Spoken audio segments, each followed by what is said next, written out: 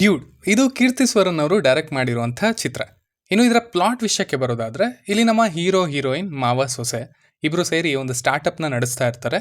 ಸೆಲೆಬ್ರೇಷನ್ಸ್ಗಳಲ್ಲಿ important ವ್ಯಕ್ತಿಗಳಿಗೆ surprises ಕೊಡುವಂಥದ್ದು, ಅವುಗಳನ್ನ ಪ್ಲಾನ್ ಮಾಡುವಂಥದ್ದು, ರೈಟ್. ಆ್ಯಂಡ್ ಈ ಪ್ರೊಸೆಸ್ಸಲ್ಲಿ ಇವರಿಗೆ ಲವ್ ಆಗುತ್ತೆ. ಸೊ ಲವ್ ಹೇಗಾಯಿತು, ಯಾರಿಗಾಯಿತು, ಆ್ಯಂಡ್ ಅದರಿಂದ ಏನೇನಾಯಿತು ಅನ್ನೋದನ್ನೆಲ್ಲ ನೀವು ಸಿನಿಮಾದಲ್ಲೇ ನೋಡಿ ತಿಳ್ಕೊಳ್ಬೇಕು. ಮೊದಲನೇದಾಗಿ ಇದರ ಪಾಸಿಟಿವ್ಸ್ ಕಡೆಗೆ ಬರೋದಾದ್ರೆ, ಸಿನಿಮಾದಲ್ಲಿ ಮಾತನಾಡೋದಕ್ಕೆ ಸಾಕಷ್ಟಿದೆ. ಆ್ಯಂಡ್ ಫಾರ್ ಶ್ಯೂರ್ ಈ ಸಿನಿಮಾಗೆ ಮಿಕ್ಸ್ಡ್ ಒಪಿನಿಯನ್ಸ್ ಬರುತ್ತೆ. ಈವನ್ ಪೋಲರೈಸ್ಡ್ ಒಪಿನಿಯನ್ಸ್ ಕೂಡ ಬರ್ಬೋದು. ಒಬ್ರು ಸಖತ್ತಾಗಿದೆ ಅಂತಂದರೆ ಇನ್ನೊಬ್ರು ಚೂರು ಚೆನ್ನಾಗಿಲ್ಲ ಅಂತ ಹೇಳ್ಬೋದು, ಬಿಕಾಸ್ ಸಿನಿಮಾ ಆಗಿದೆ. ಬಟ್ ಇವನ್ನೆಲ್ಲ ಬಿಟ್ಟು ಸಿನಿಮಾ ಎಂಟರ್ಟೈನಿಂಗ್ ಆಗಿತ್ತಾ ಅಂದರೆ ಎಸ್, ಇದು ಎಂಟರ್ಟೈನಿಂಗ್ ಆಗಿದೆ. ಫಸ್ಟ್ ಆಫ್ ಆಲ್ ಇಲ್ಲಿ ಮೇನ್ಲಿ ಅಪ್ರಿಷಿಯೇಟ್ ಮಾಡಬೇಕಾಗಿರೋದು ಪ್ರದೀಪ್ ರಂಗನಾಥನ್ ಅವರನ್ನು, ಹಾಗೆ ಮಮಿತಾ ಬೈಜು ಅವರನ್ನು ಕೂಡ. ಬಿಕಾಸ್ ಅವರಿರೋ ಅಂಥ ಸ್ಟೇಜಲ್ಲಿ ಈಗ ಎಲ್ಲರೂ ಅವರ ಮೇಲೆ ಕಣ್ಣಿಟ್ಟಿದ್ದಾರೆ. ಅಂದರೆ ಟೂ ಸೆನ್ಸೇಷನ್ಸ್ ಅಂತಲೇ ಹೇಳ್ಬೋದು ಸದ್ಯಕ್ಕೆ. ಆ್ಯಂಡ್ ಅವರ ಮುಂದಿನ ಸಿನಿಮಾಗಳಿಗೆ ಕಾಯ್ತಾ ಇದ್ದಾರೆ, ಸ್ಪೆಷಲಿ ಯೂತ್. ಆ್ಯಂಡ್ ಅಲ್ಲಿ ಈ ಥರದ ಪಾತ್ರಗಳನ್ನು ಆರಿಸ್ಕೊಂಡಿರೋದು ಆ್ಯಂಡ್ ಈ ಥರದ ಸಿನಿಮಾವನ್ನು ಸೆಲೆಕ್ಟ್ ಮಾಡ್ಕೊಂಡಿರೋದು, ದಟ್ ಸ್ಟ್ರೇಂಜ್. ಅದೊಂಥರ ಡೇರಿಂಗ್ ಮೂವ್ ಅಂತಲೇ ಹೇಳ್ಬೋದು. ಬಿಕಾಸ್ ಈಗ ನಾನು ಹೇಳ್ದಂಗೆ ಕೆಲವೊಬ್ರು ಅಪ್ರಿಷಿಯೇಟ್ ಮಾಡ್ಬೋದು ಇವರನ್ನು, ಇನ್ನು ಕೆಲವೊಬ್ರು ಯಾಕೆ ಬೇಕಿತ್ತು, ಇದು ಬೇಕಿತ್ತಾ ಈಗ ಅಂತ ಕೇಳೋರು ಇರ್ತಾರೆ. ಸೊ ಅದು ಗೊತ್ತಿದ್ರು ಕೂಡ ಇವುಗಳನ್ನ ಆರಿಸ್ಕೊಂಡಿದ್ದಾರೆ. ಸೊ ದಟ್ ಸಮ್ ಚಾಯ್ಸ್ ಅಂತ ಹೇಳ್ತೀನಿ. ಇನ್ನು ಇಲ್ಲಿನ ಕಾನ್ಸೆಪ್ಟ್ ಚೆನ್ನಾಗಿದೆ ಅನ್ನೋದಕ್ಕಿಂತ ಡಿಸ್ಕಸ್ ಮಾಡ್ಬೋದಾದಂಥ ಕಾನ್ಸೆಪ್ಟ್. ಇಟ್ಸ್ ಲೈಕ್ ಸುಕುಮಾರ್ ಅವರ ಹಳೆ ಸಿನಿಮಾವನ್ನು ನೋಡಿದ ಹಾಗೆ ಅದನ್ನು ಸೆಕೆಂಡ್ ಹಾಫಲ್ಲಿ ಬೇರೆ ಥರ ತೊಗೊಂಡು ಹೋಗಬೇಕಿತ್ತು. ಸ್ವಲ್ಪ ಹೀರೋ ಅನ್ನೋದನ್ನು ತರೋದಕ್ಕೆ ಹೋಗಿದ್ದಾರೆ. ಅಲ್ಲಿ ಅದರ ಬಗ್ಗೆ ಮುಂದೆ ಮಾತಾಡೋಣ. ಬಿಟ್ಟರೆ ಸುಮ್ಮನೆ ಒಂದು ರೊಮ್ಯಾಂಟಿಕ್ ಕಾಮಿಡಿ ಈ ಪಾಯಿಂಟ್ ಅಂತ ಇಟ್ಕೊಂಡು ಸೇಫಾಗಿ ಆಡೋದಕ್ಕಿಂತ ಒಂದಷ್ಟು ರಿಸ್ಕಿ ಐಡಿಯಾಸ್ನ, ರಿಸ್ಕಿ ಕಾನ್ಫ್ಲಿಕ್ಟ್ಗಳನ್ನು ಹ್ಯಾಂಡಲ್ ಮಾಡಿರೋ ರೀತಿ ಇಷ್ಟ ಆಯಿತು. ಬಿಕಾಸ್ ಈಗೇನೋ ಈ ಮ್ಯೂಸಿಕ್, ಈ ಸಿಚುವೇಶನ್ಸ್ ಆ್ಯಂಡ್ ಪ್ರದೀಪ್ ಅವರ ಮ್ಯಾನ್ರಿಸಮ್ಸ್ ಇವೆಲ್ಲ ಸೇರಿ ಎಂಟರ್ಟೈನಿಂಗ್ ಅಂತ ಅನಿಸುತ್ತೆ. ಬಟ್ ಬರಿತಾ ಇರಬೇಕಾದ್ರೆ ಅಥವಾ ಪೇಪರ್ ಮೇಲೆ ಇದು ಡೆಫಿನೆಟ್ಲಿ ಹಂಗೆ ಅನಿಸಿರಲ್ಲ.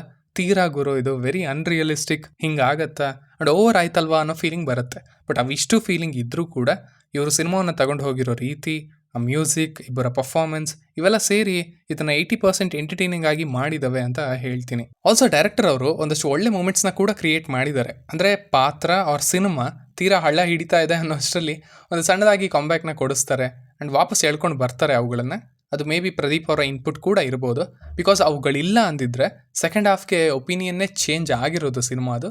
ಈಗಲೂ ಆಗತ್ತೆ, ಬಟ್ ಅದರ ಬಗ್ಗೆ ಮುಂದೆ ಮಾತಾಡೋಣ. ಆ್ಯಕ್ಚುಲಿ ಇಲ್ಲಿನ ರೈಟಿಂಗ್ ಬಗ್ಗೆ ಸಾಕಷ್ಟು ಮಾತಾಡಬೇಕು, ಅಷ್ಟೊಂದಿದೆ ಪಾಯಿಂಟ್ಗಳು. ಬಟ್ ಅಫ್ಕೋರ್ಸ್ ಈಗ ಆಗಲ್ಲ. ಬಿಕಾಸ್ ಇದು ಹೊರಗಡೆಯಿಂದ ಏನೋ ಕ್ಯಾಶುವಲ್ ಆಗಿ ಎಂಟರ್ಟೈನಿಂಗ್ ಆಗಿ ಇದ್ದರೂ ಕೂಡ ಒಳಗಡೆ ಒಂದಷ್ಟು ವಿಷಯಗಳನ್ನು ಟಚ್ ಮಾಡುತ್ತೆ. ಬರೀ ಪ್ರೀತಿ ಅನ್ನೋದನ್ನಷ್ಟೇ ಅಲ್ಲ, ಅದರ ಟೈಮಿಂಗ್ ಹೇಗಿರುತ್ತೆ, ಅಫ್ಕೋರ್ಸ್ ರಿಜೆಕ್ಷನ್ನ ನೋವೇನು ಅನ್ನೋದು, ರೀಸನ್ ಯಾಕೆ, ಆ್ಯಕ್ಚುಲಿ ಅದಕ್ಕೆ ಒಂದು ಪಾತ್ರವನ್ನೇ ಇಟ್ಟಿದ್ದಾರೆ. ಸೊ ಈ ಥರ ತಾಳಿ, ಕ್ಯಾಸ್ಟ್, ಹೀಗೆ lot of good things in writing. But ಅಷ್ಟೇ ಕೆಳಗೆ ಬೀಳುತ್ತೆ ಫೀಮೇಲ್ ಪಾತ್ರವನ್ನು ಉಪಯೋಗಿಸ್ಕೊಂಡಿರೋದ್ರಲ್ಲಿ, ಹೀರೋಯಿನ್ನ ತೋರಿಸಿರೋದ್ರಲ್ಲಿ. ಈಗಿನ ಡೈರೆಕ್ಟರ್ಸ್, ಈಗಿನ ಫಿಲ್ಮ್ ಮೇಕರ್ಸ್ ಆ ರೂಟ್ನ ಯಾಕೆ ತಗೊಳ್ತಾ ಇದ್ದಾರೋ ನನಗಂತೂ ಗೊತ್ತಿಲ್ಲ. ಇನ್ನು ಪರ್ಫಾರ್ಮೆನ್ಸಸ್ ಕಡೆಗೆ ಬರೋದಾದರೆ ಎಲ್ಲರೂ ಚೆನ್ನಾಗಿ ಮಾಡಿದ್ದಾರೆ. ಮಮಿತಾ ಬೈಜು ಅವರು ಪ್ರೂವ್ ಮಾಡ್ಕೊಂಡಿದ್ದಾರೆ ತಮ್ಮ ಪೊಟೆನ್ಷಿಯಲ್ನ ಅಂತ ಹೇಳ್ಬೋದು. ಬರೀ ಕ್ಯೂಟ್ ಅಂತ ಅಲ್ಲ, ಸಿಚುವೇಶನ್ ಸಿಕ್ಕರೆ ಡೆಫಿನೆಟ್ಲಿ ಚೆನ್ನಾಗಿ ಮಾಡ್ತೀನಿ, ಡೆಲಿವರ್ ಮಾಡ್ತೀನಿ ಅನ್ನೋದನ್ನು. ಇನ್ನು ಪ್ರದೀಪ್ ಅವರು ಅವರದ್ದು ವೆರಿ ಸ್ಟ್ರೇಂಜ್ ಮ್ಯಾನ್ರಿಸಮ್ಸ್. ಬಟ್ ಅಣ್ತಮ್ಮನ್ನು ಇಗ್ನೋರ್ ಮಾಡೋಕ್ಕಾಗಲ್ಲ. ಐ ಥಿಂಕ್ ಎಷ್ಟೋ ಜನಕ್ಕೆ ಅವ್ರಿಗೆ ಗೊತ್ತಿಲ್ಲದೇನೆ ಇವರು ಮಾಡೋದೆಲ್ಲ ಆ್ಯಂಡ್ ಇವರು ಇಷ್ಟ ಆಗ್ತಿದ್ದಾರೆ ಅಂತ ಅನಿಸುತ್ತೆ. ಆ್ಯಂಡ್ ಆ ಲಿಸ್ಟಲ್ಲಿ ನಾನು ಇದ್ದೀನಿ ಅಂತಲೂ ಹೇಳ್ಬೋದು. ಸ್ಪೆಷಲಿ ಇಲ್ಲಿ ಈ ಸಿನಿಮಾದಲ್ಲಿ ಮಾಸ್ ಅನ್ನೋದೇ ಇಲ್ಲದೆ ಇರೋಂಥ ಮೂಮೆಂಟ್ಸ್ನ ಕೂಡ ಮಾಸ್ ಮೂಮೆಂಟ್ಸ್ ಆಗಿ ಕನ್ವರ್ಟ್ ಮಾಡಿದ್ದಾರೆ ಜಸ್ಟ್ ಅವರ ಮ್ಯಾನ್ರಿಸಮ್ಸ್ನಿಂದ. ಸೊ ಈಸ್ ಗುಡ್ ಅಂತ ಹೇಳ್ತೀನಿ. ಇನ್ನು ಸಿನಿಮಾದ ಮೇನ್ ಹೀರೋ ಅಂದರೆ ಅದು ಸಾಯಿ ಅಭ್ಯಂಕರ್ ಅವರು, ಮ್ಯೂಸಿಕ್ ಡೈರೆಕ್ಟರ್. ಆ್ಯಂಡ್ ತಮ್ಮನ್ ಪೀಕ್ ಅಂದರೆ ಪೀಕೇನೆ. ಬರೀ ಇಂಟರ್ವಲ್ನಲ್ಲೇನೆ ಎಷ್ಟೋ ಜನರನ್ನ ಸೈಡ್ ಹಾಕಿ ಮೇಲೆ ಕೂತ್ಕೊಂಡ್ರು ಅಂತ ಅನಿಸ್ತು ನನಗೆ. ಆಲ್ಸೋ ದ ಆಲ್ಬಮ್ ಕೂಡ ಒಂಥರ ಸ್ಲೋ ಪಾಯ್ಸನ್ ಥರ ಹಾಡುಗಳು. ಅವರ ಸ್ಟ್ರಾಂಗ್ ಪಾಯಿಂಟ್ ಏನಂದರೆ, ಅಥವಾ ಯೂನಿಕ್ ಪಾಯಿಂಟ್ ಅಂತಲೂ ಹೇಳ್ಬೋದು, ಅವರ ಕಡೆಯಿಂದ ಹೆಚ್ಚು ಲೇಯರ್ಸ್ ಇರುತ್ತೆ ಮ್ಯೂಸಿಕ್ನಲ್ಲಿ. ನೀವು ಇಯರ್ಫೋನ್ಸ್ನಲ್ಲಿ ಓಡ್ತಾ ಇರುತ್ತೆ ಲೇಯರ್ಸು ಕೇಳಿದ್ರೆ. ಆ್ಯಂಡ್ ಥಿಯೇಟ್ರ್ನಲ್ಲೂ ಅದು ಚೆನ್ನಾಗಿ ವರ್ಕ್ ಆಯಿತು ಈ ಸಾರಿ ಅಂತ ಹೇಳ್ತೀನಿ. ಹಾಡುಗಳು ಚೆನ್ನಾಗಿದ್ದಾವೆ, ಅವುಗಳನ್ನು ಪ್ಲೇಸ್ ಮಾಡಿರೋಂಥ ರೀತಿಯೂ ಚೆನ್ನಾಗಿದೆ. ಆ್ಯಂಡ್ ಅವು ಸೀನ್ನ ಎಲಿವೇಟ್ ಮಾಡೋ ರೀತಿಯೂ ಚೆನ್ನಾಗಿತ್ತು. ಇವರ ವರ್ಕ್ ಡೆಫಿನೆಟ್ಲಿ ತುಂಬಾ ಹೆಲ್ಪ್ ಮಾಡಿದೆ ಸಿನಿಮಾಗೆ ಅಂತ ಹೇಳ್ತೀನಿ. ಆ್ಯಂಡ್ ಆಲ್ಸೋ ಈ ಸಿನಿಮಾ ಮೇಲೆ ಬರೋವಂಥ ಒಪಿನಿಯನ್ ಏನಿದೆ ಅದನ್ನು ಅದು ಇನ್ಫ್ಲೂಯೆನ್ಸ್ ಮಾಡುತ್ತೆ ಅಂತಲೂ ನಾನು ಅಂದ್ಕೊಳ್ತೀನಿ. ಇನ್ನು ಈಗ ಇದರ ನೆಗೆಟಿವ್ಸ್ ಕಡೆಗೆ ಬರೋದಾದರೆ, ಬನ್ನಿ ಮಾತಾಡೋಣ. ಒಂದು ಏನಂದರೆ, ಇವ್ರ ಹತ್ರ ಏನೋ ಒಂದು ಐಡಿಯಾ ಇತ್ತು, ಅದನ್ನು ಜಾಸ್ತಿ ಮಾಡ್ಕೊಳ್ತಾ ಹೋಗಿದ್ದಾರೆ ಸೆಕೆಂಡ್ ಹಾಫ್ನಲ್ಲಿ. ಅಟ್ ಸಮ್ ಪಾಯಿಂಟ್ ಅದು ನಿತ್ತು. ಇಲ್ಲಿ ತನಕ ಏನಾಗಿದೆಯಲ್ಲ ಅದಕ್ಕೆ ಸೊಲ್ಯೂಷನ್ ಹುಡ್ಕೋ ಥರ ಆಗಬೇಕಿತ್ತು. ಬಟ್ ಇವರು ಅದನ್ನು ಸುಮ್ಮನೆ ಏರಿಸ್ತಾನೆ ಹೋಗ್ತಾರೆ, ಇನ್ನೊಂದು ಸಿಚುವೇಶನ್ನ ತರ್ತಾನೆ ಹೋಗ್ತಾರೆ. ಅದೇ ಪ್ರೊಸೆಸ್ಸಲ್ಲಿ ಫೀಮೇಲ್ ಕ್ಯಾರೆಕ್ಟರ್ನ ವ್ಯಾಲ್ಯೂ ಏನಿದೆ ಅದನ್ನು ತೆಗಿತಾರೆ. ನನಗಿದು ಇಷ್ಟ ಆಗಲ್ಲ, ಈ ರೈಟಿಂಗ್ ಇಷ್ಟ ಆಗಲ್ಲ. ಮೊದಲಿಂದ ಡಂಬ್ ಅಂತ ಬರೀರಿ, ಅದು ತೊಂದರೆ ಇಲ್ಲ. ಬಟ್ ಆ ಪಾತ್ರಕ್ಕೆ ಒಂದು ಎಮೋಷನ್ ಅಂತ ಇಟ್ಟು ಸೆನ್ಸಿಬಿಲಿಟೀಸ್ನ ಕೊಟ್ಟು, ಅತಿ ಇಂಪಾರ್ಟೆಂಟ್ ಟೈಮಲ್ಲಿ ಅವರಿಗೆ ಯಾವುದೇ ರೀತಿಯ ಸೆನ್ಸಿಬಿಲಿಟಿ ಇಲ್ಲ ಅಂತ ಬರೆಯೋದು, ಅವರನ್ನು ಎಮೋಷನ್ಲೆಸ್ ಅಂತ ತೋರಿಸೋದು, ದಟ್ಸ್ ನಾಟ್ ಫೇರ್ ಅಲ್ವಾ? ನಾನು ಇದನ್ನು ಸಪ್ತಸಾಗರದಾಚೆ ಎಲ್ಲೋ ರಿವ್ಯೂನಲ್ಲೂ ಹೇಳಿದ್ದೆ. ಇಲ್ಲೂ ಅದೇ ಥರ ಆಗಿದೆ. ಅದನ್ನು ಕಾಮಿಡಿಗೆ ಅಂತಲೂ ಮಾಡಿದ್ದಾರೆ ಆ್ಯಂಡ್ ಈ ಕಡೆ ಹೀರೋನ ಎಲಿವೇಟ್ ಮಾಡಬೇಕು ಅಂತಲೂ ಮಾಡಿದ್ದಾರೆ. ಸೊ ಈ ರೈಟಿಂಗ್ ನಂಗೆ ಇಷ್ಟ ಆಗಲ್ಲ. ಆ್ಯಕ್ಚುಲಿ ಇದನ್ನು ಮಿಸಾಜಿನಿಸ್ಟಿಕ್ ರೈಟಿಂಗ್ ಅಂತ ಹೇಳಬೇಕು.